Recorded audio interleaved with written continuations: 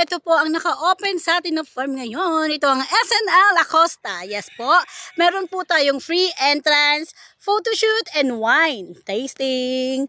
Ito po yung mga available products natin na pwede nyo pong bilhin. May mga daing po tayo dito. Souvenirs. Yan.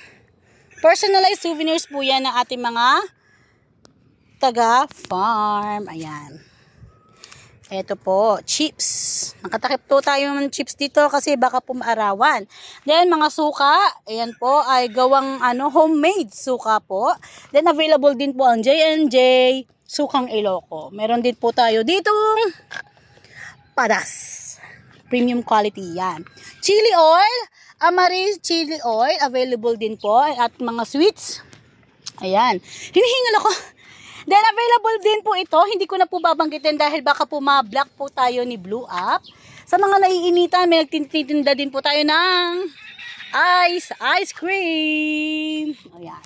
So, ipapakita ko na po sa inyo ang pinaka-produkto natin. Ito po ang ating mga ubas. Nakabalot po ang ating mga ubas ngayon dahil para iwas po tayo sa mga ibon na tumutuka ng ating mga produkto. Ayan. Ayan po, dito po sa SNL Acosta tayo po ay only picking. Kahit ilang kilo po yung gusto nilang pitasin, ay pipitasin nyo na po. Pwede nyo na pong pitasin. Nakabalot lang po yan guys. Pero pag nakita nyo yan in personal, napakaganda po ng ating mga ubas. Kasing ganda ko. Char! Ayan. Ayan o, ayan yung sinasabi ko sa inyo. Pag hindi po namin binalot ang ubas, tinatalon po ng manok. At saka, tinutuka ng ibon. Napakababait. Yan, mag-hi tayo kay Nanay Rosa. Nay, mag-hi ka! Yung lola ko na isa sa mga unang nagtanim ng ubas dito. Yes. Ayan, siya po ay nagmalunggay picking. Hindi lang grapes ang napipik dito, pati po malunggay. Ayan. So, lahat na nakikita nyo mga plastic, lahat po yan ay may mga lamang ubas. Lahat po yan ay pwede nyo na pong ipik dahil kumpleto na po ito sa araw.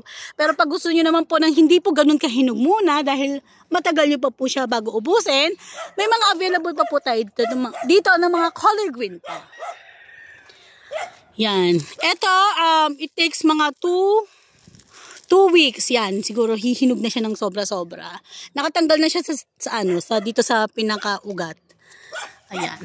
So, ayan. Pag gusto nyo naman po ng pula, ito po available po ito. Yes po, nagpapa-only picking po kami dahil open lang po kami for 2 days mga kaubas. Kasi ipapaubos namin po agad itong mga ubas na to para po makapag-pick and pay naman po tayo sa iba nating farm. Yun lamang po mga kaubas, ako po yung magpapaalam muna po kasi hinihingal na po talaga ako dito.